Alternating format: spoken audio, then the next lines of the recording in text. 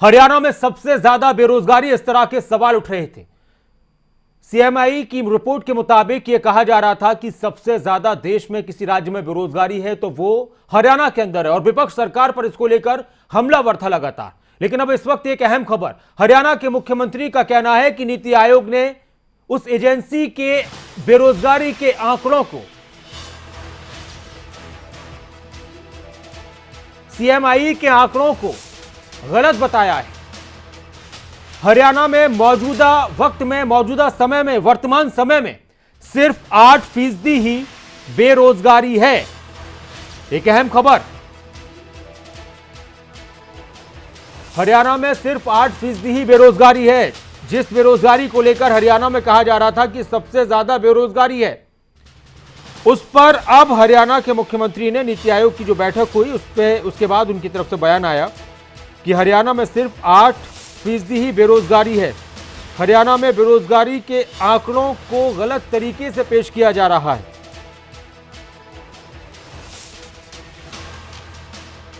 की बात आती है, पहली बात तो आज नीति आयोग ने भी ये बताया है कि जो आपके सीएमआई के डाटा हैं वो सब गलत हैं, और सेंट्रल जो हमारे जो एजेंसीज हैं उन एजेंसी के माध्यम से जो डाटा है वो सारा ठीक मिलता है। नीति आयोग ने आज हमको कहा है कि हमारे यहाँ लगभग 8% जो है वो अनएम्प्लॉयमेंट है, और वो भी पढ़े लिखे लोगों की थोड़ी ज़्यादा है। जो गरीब तबका है उसमें तो हमारे यहाँ लेबर मिलती भी नहीं है, वो सब लोग तो बाहर से आके काम करते हैं। इसलिए हमने स्किलिंग के ऊपर जोर दिया है। हमारे कुछ युवक अच्छे यानी इनक्यूबेटर्स खोल करके नया काम करें, स्टार्टअप्स खोल करके आगे बढ़ें, स्टार्टअप्स के माध्यम से आगे बढ़ें, और हम इंडस्ट्री में भी ऐसे सब लोगों को स्किलिंग के माध्यम से उनके साथ एमओयू हो गए हैं, उसमें काम करने के लिए भेजेंगे। विदेश जाने के लिए हम यानी उनको सहयोग कर रहे हैं। अनिल मोर इस वक्त मेरे साथ, मेरे सहयोगी जुड़ चुके हैं इस खबर पर ज्यादा बातचीत के लिए। अनिल, जहां एजेंसी कह रही है 30% से ज्यादा बेरोजगारी, मुख्यमंत्री कह रहे हैं कि सिर्फ 8% बेरोजगारी, और जो आंकड़े हैं वो गलत हैं, झूठे हैं, नीति आयोग का ये कहना है, और विपक्ष सरकार पर हमलावर है। किस तरह से देखा जाए इस पूरे मुद्दे को?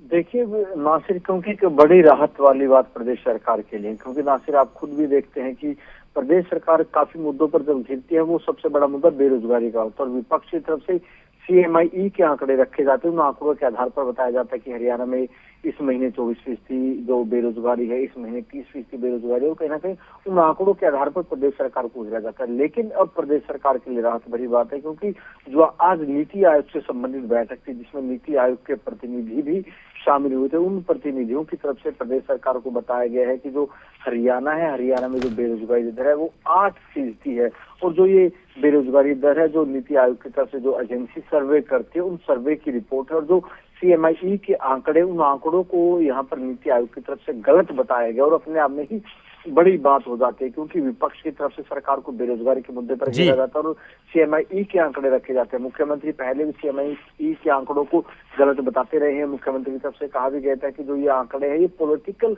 मोटिवेटेड है, और उनका इशारा सीधा सीधा कांग्रेस की तरफ था, और कांग्रेस इन्हीं आंकड़ों के आधार पर सरकार को घेरती थी। लेकिन आज जो नीति आयोग की बैठक थी, क्योंकि 7 तारीख को नीति आयोग की गवर्निंग काउंसिल की बैठक होनी है, उस बैठक के लिए आज की बैठक बुलाई गई, जिसमें नीति आयोग की तरफ से भी कई वरिष्ठ अधिकारियों ने शिरकत की थी, और उनकी तरफ से बताया गया कि जो सीएमआई के आंकड़े हैं वो गलत है, और हरियाणा में जो बेरोजगारी दर है वो 8% कहीं ना कहीं प्रदेश जी इन आंकड़ों को जो अभी सरकार को एक राहत की बात सामने आ रही है, लेकिन कांग्रेस के नेता ये भी कहते हैं कि जब बीजेपी या फिर जेजेपी के नेता विपक्ष में थे तो तब वो भी इन्हीं आंकड़ों के हिसाब से सरकार पर वार करते थे। तो जब आप फील्ड में रहते हैं, नेताओं से बात करते हैं, तो क्या बात आती है निकल कर बीजेपी के नेताओं की तरफ से?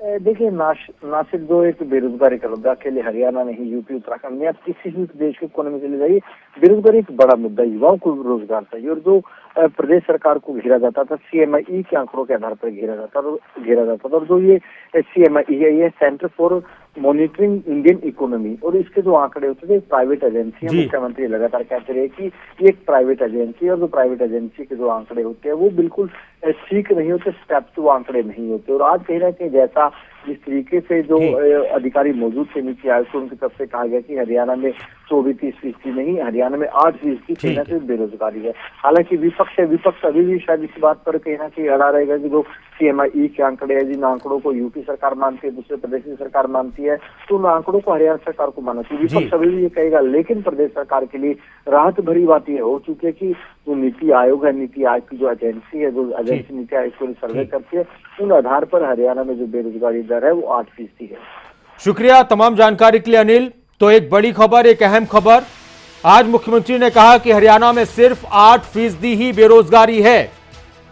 और जो centre for monitoring Indian economy की जो ताजा रिपोर्ट थी, उसके मुताबिक यह कहा गया था कि हरियाणा में करीब 34% बेरोजगारी है और इसको लेकर सरकार पर लगातार विपक्ष हमलावर रहा।